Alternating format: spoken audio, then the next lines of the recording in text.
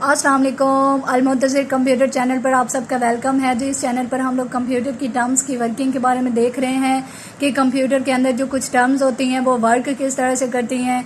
इस चैनल पर हम लोगों ने कंप्यूटर की टर्म्स के बारे में बहुत कुछ डिस्कस किया है। हम लोगों ने देखा कि वेरिएबल इनिशियलाइजेशन डिक्लेरेशन क्या होती है, वेरिएबल के डिक्लेयर करने के रूल्स क्या होते हैं, डाटा टाइप्स क्या होती हैं, बेसिक स्ट्रक्चर ऑफ C++ यानी प्रोग्राम किस तरह से करते हैं, उसका स्ट्रक्चर क्या होता है, ऑपरेटर्स के बारे में डिस्कस किया, इंक्रीमेंट डिक्रीमेंट ऑपरेटर के बारे में डिस्कस किया। उसके बाद हमें कुछ रिक्वेस्ट आ रही थी जिनकी बेस पर हम लोगों ने एरेज वाला चैप्टर स्टार्ट किया हुआ था, जिसमें हम लोगों ने देखा कि एरेज जो होती हैं वो किस तरह से वर्क करती हैं। ठीक है, इसमें हम लोगों ने 2 टाइप्स ऑफ एरेज पढ़ी, 1D और 2D एरे। 1D एरे की इनिशियलाइजेशन और डिक्लेरेशन का हम लोगों ने देखा, प्रोग्राम्स के थ्रू हम लोगों ने करके देखा। फिर 2D एरे जो होती है उसको किस तरह से हम लोगों ने उसको भी हम लोगों ने देखा कि इनिशियलाइज किस तरह से होती हैं, डिक्लेयर किस तरह से होती हैं, उनका हम लोगों ने प्रोग्राम्स भी करके देखे। आज हम लोगों ने सेकेंड ईयर की आईटी सीरीज की बुक से एक चैप्टर स्टार्ट किया हुआ है स्ट्रक्चर्स वाला, जिसमें हम लोगों ने देखा कि स्ट्रक्चर क्या होते हैं। स्टार्ट करने से पहले अगर आप हमारे चैनल पर न्यू है तो प्लीज़ हमारे चैनल को सब्सक्राइब कीजिए, बेल आइकन को प्रेस कीजिए ताकि नेक्स्ट अपलोड होने वाली वीडियोज़ के नोटिफिकेशंस आपको रिसीव होते रहें। हमारी वीडियो को एंड तक देखिएगा। अगर आपको हमारे पढ़ाने का मेथड अच्छा लगे तो हमारी वीडियो को लाइक कीजिएगा, कमेंट कीजिएगा, शेयर कीजिएगा अपने दोस्तों के साथ। तो स्टार्ट करते हैं जी। मुंतज़िर कंप्यूटर चैनल पर स्ट्रक्चर क्या होते हैं,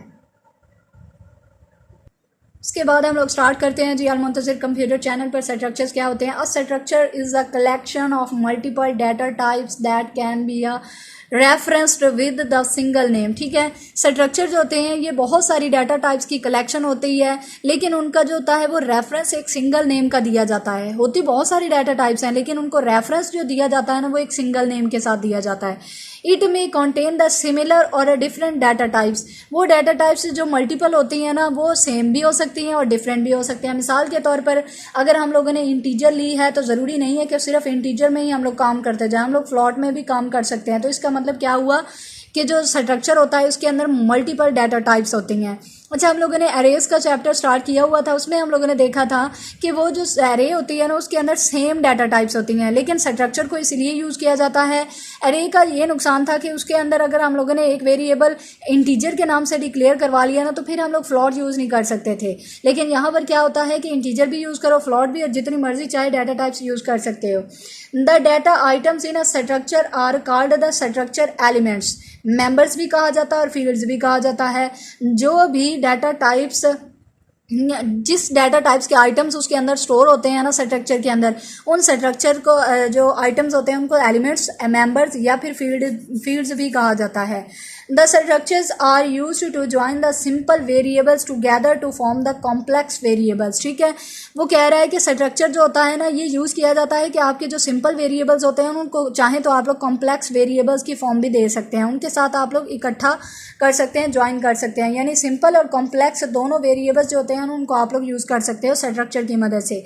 the difference between the array and the structure is that the array consist of a set of variables of same data type. ठीक है, जैसे अभी मैंने आप लोगों को बात की है कि जो एरे होती है उसके अंदर आप लोग सेम डाटा टाइप के वेरिएबल यूज़ कर सकते हो, लेकिन जो हाउ एवर स्ट्रक्चर में consist of a different data types, लेकिन जो स्ट्रक्चर होते हैं उनके अंदर आप लोग जितनी डाटा टाइप्स के वेरिएबल्स चाहो ना उतनी डाटा टाइप्स के वेरिएबल्स को यूज़ कर सकते हो। यही वजह थी कि एरे के बाद स्ट्रक्चर को यूज़ किया गया, ताकि अगर आप लोग एक से ज़्यादा वेरिएबल्स को यूज़ करना चाहते हो और उनकी डाटा टाइप्स डिफरेंट हैं तो आप लोग स्ट्रक्चर को यूज़ करते हुए इनको इस्तेमाल कर सकते हो। उसके बाद आता है जी डिक्लेयरिंग अ स्ट्रक्चर, यानी डिक्लेयर हम लोग जब स्ट्रक्चर को करते हैं तो उसके कुछ रूल्स होते हैं जिनको अप्लाई करना बहुत ज़्यादा ज़रूरी होता है। वो ऐसे कौन से रूल्स हैं जिनको अप्लाई करके हम लोग स्ट्रक्चर को डिक्लेयर करवा सकते हैं। अच्छा, जो डिक्लेरेशन होती है ना इसमें आप लोग ये देखते हो कि आपकी जो डाटा टाइप्स है ना वो आप लोग देकर स्ट्रक्चर को जो होता है वो इनिशियलाइज करवाते हो। डिक्लेयर का मतलब होता है कि आप लोग किसी भी वेरिएबल को या जो भी आप लोगों ने यूज़ किया है फंक्शन को, उसको आप लोग डाटा टाइप्स देकर उसको डिक्लेयर करवाते हो। Structure is declared by using a keyword struct. ठीक है, जब भी आप लोग स्ट्रक्चर को जो होता है वो डिक्लेयर करवाते हो ना तो उसका जो कीवर्ड होता है ना वो आप लोग स्ट्रक्ट के नाम से देते हो, जिसका एस छोटा होता है, followed by the structure name. ठीक है, जो कि जिसके साथ आप लोगों ने स्ट्रक्चर का नेम भी लिखना होता है। The structure members are defined with their type inside the opening and closing braces. ठीक है, फिर क्लोजिंग और ओपनिंग ब्रेसेस के अंदर उस स्ट्रक्चर के मेंबर मेंबर्स को डिफाइन किया जाता है जिनकी अलहदा से आप लोगों ने डाटा टाइप्स देनी होती हैं। Closing braces is ended with a semicolon, जो आप लोगों की एंड वाली क्लोजिंग ब्रेसेस होती हैं ना उनको सेमीकोलन के साथ एंड किया जाता है। The declaration tells the compiler about the details of the structure, ठीक है, ये जो डिक्लेरेशन होती है ना ये आपके कंपाइलर को स्ट्रक्चर की डिटेल के बारे में बताती है कि स्ट्रक्चर किस डाटा टाइप का है, ठीक है। यही आप लोगों के कंपाइलर जो होता है यही तो सारा काम करने वाला हो जाता है, जो ट्रांसलेटर होता है, ठीक है। तो अगर स्ट्रक्चर की डाटा टाइप के बारे में ही उसको पता नहीं होगा तो वो आगे से काम नहीं कर सकेगा। दैट इज़ वाई कि हम लोग जो डिक्लेरेशन का काम करते हैं वो कंपाइलर को डिटेल देने के लिए करते हैं। उसके बाद स्ट्रक्चर को जो होता है वो डिक्लेयर करवाने का कुछ सिंटैक्स होते हैं, वो सिंटैक्स देखते हैं जी। आप लोगों ने यहाँ पर देखना है, अभी आप लोगों को बताया है कि स्ट्रक्ट कीवर्ड यूज़ किया जाता है, ठीक है।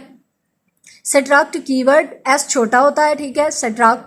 स्ट्रक्ट नेम, ये आप लोग समझ लो जैसे एक डाटा टाइप होती है ना वैसे ही आप लोगों ने देनी है। जैसे डाटा टाइप हम लोगों ने यूज़ की थी ना इंट या फिर फ्लोट यूज़ की थी और उसके बाद हम लोग वेरिएबल का नेम यूज़ करते थे, बिल्कुल वैसे ही हम लोगों ने यहाँ पर स्ट्रक्ट एक कीवर्ड देना है और उसके साथ हम लोगों ने स्ट्रक्चर का नेम लिखना है। यहाँ पर ये एज इट इज़ जैसे लिखा हुआ है ये तो आना ही है। स्ट्रक्ट एक कीवर्ड होता है जो बाय डिफ़ॉल्ट होता है जिसको आना ही होता है। उसके बाद आता है जी स्ट्रक्ट नेम, ठीक है।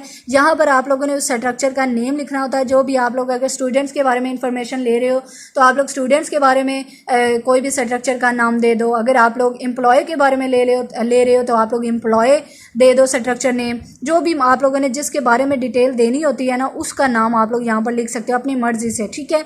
उसके बाद कर्ली ब्रैकेट स्टार्ट के साथ आप लोग अंदर दाखिल होते हो जो स्ट्रक्चर की बॉडी होती है। यहाँ पर आप लोगों ने डाटा टाइप 1 देनी होती है और आइडेंटिफायर 1 देना होता है। यानी अगर आप लोगों ने इंट में पहला वेरिएबल लेना है तो इंट लेकर उसके बाद एन ले लो, मर्जी आप लोगों की वेरिएबल नेम लेने के लिए भी होती है। उसके बाद डाटा टाइप 2 है, यहाँ पर आप लोग फ्लोट ले लो, फ्लोट के साथ आप लोग एफ के नाम से वेरिएबल डिक्लेयर करवा लो जितनी मर्जी आप लोग चाहो एन तक। यानी इसका मतलब ये है कि अनलिमिटेड आप लोग ले सकते हो जितनी मर्जी चाहो। लेकिन अगर आप लोग ज़्यादा से ज़्यादा लेते जाओगे ना तो इस तरह से आप लोगों का जो प्रोग्राम होता है ना वो आप लोगों का कॉम्प्लेक्सिटी की तरफ जाना शुरू हो जाएगा, जिसकी वजह से उसको समझना बहुत ज़्यादा मुश्किल हो जाता है कंपाइलर के लिए भी और एक प्रोग्रामर के लिए भी।